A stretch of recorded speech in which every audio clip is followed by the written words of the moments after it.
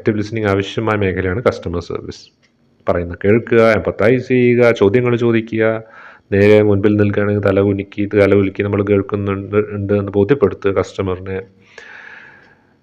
നമ്മളോട് സംവദിക്കുക എന്നുള്ളതാണ്. നമ്മൾ പറയുന്നത് 100% ശ്രദ്ധിച്ച് നിൽക്കുക എന്നുള്ളത് ഒരു കസ്റ്റമർ സർവീസ് സ്റ്റാഫിൻ്റെ ഉത്തരവാദിത്വവും ജോലിയുടെ ഭാഗവുമൊക്കെയാണ്. അതാണ് ആക്റ്റീവ് ലിസണിങ് ഇവിടെ ആവശ്യമാണെന്ന് പറയാൻ കാരണം.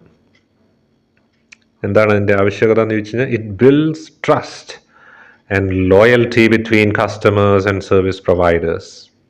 ലോയൽറ്റിയും ട്രസ്റ്റും, വിശ്വാസ്യതയും അതുപോലെ തന്നെ വിധേയത്വവും ഉണ്ടാവും എന്നുള്ളതാണ്.